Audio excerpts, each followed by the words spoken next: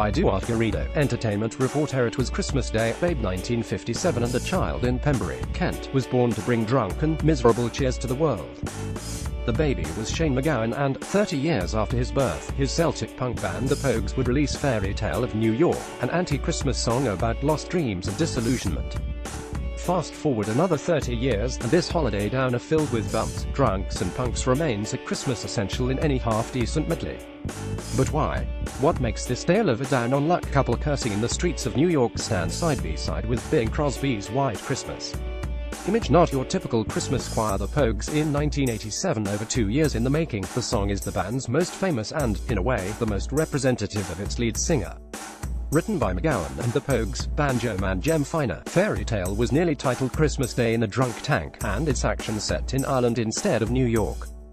But MacGowan's fascination for a cinematic version of 1940s America, the film's score to Sergio Leone's Once Upon a Time, his admiration for Frank Sinatra, and the fact that he was reading J.P. Donivie's A Fairy Tale of New York at the time changed the song forever. The story thus focused on an Irish immigrant who, on Christmas Eve, is arrested for drunken behavior and dreams of his long-lost love. The story of how MacGowan and Finer ended up writing a Christmas song is as murky and confusing as the lyrics, with Finer saying it all started with a song about a sailor and MacGowan promising it was all a bet with Elvis Costello. "He bet us we couldn't come up with a Christmas hit without selling out our street cred," MacGowan said.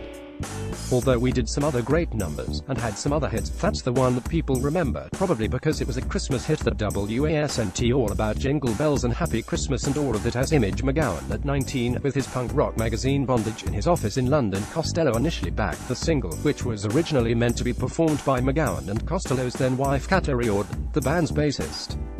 But in 1986, Riordan left the band and MacGowan, and an unexpected rendition by singer Kirsty MacColl, who was at the time married to the band's new producer, ended up as the final take. "I was madly in love with Kirsty from the first time I saw her on Top of the Pops," MacGowan said. "She was a genius in her own right. She could make our song her own, and she made Fairytale home." The song's long and convoluted production history tells more about MacGowan than about anyone else in the band, and more than anything else he has ever done. Behind the worst set of teeth in music history and an addictive personality which would brand him as either a genius or a f-idiot, MacGowan hid an extremely perfectionist and creative personality. He meant business, much more than before, James Fernie recalled in his biography. "It was awe-inspiring to see him in the rehearsal room with his suit on and an attitude."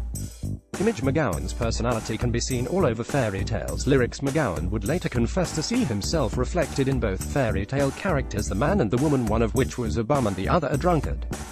In the end, the song revolved around MacGowan's persona, his music and film interests, and his lifelong fascination with post-war New York. Fairytale starts with a flashback and goes on to destroy our misconceptions of Christmas time under the mistletoe.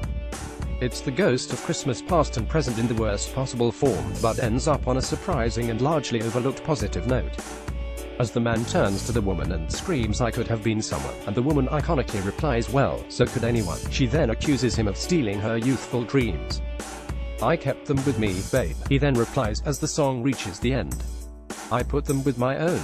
Can't make it all alone, I've built in my dreams around you." And thus, what seemed like the most depressing Christmas carol ever written ends on a note of hope, love and bells ringing. No wonder it's one of the most listened to Christmas songs of all time.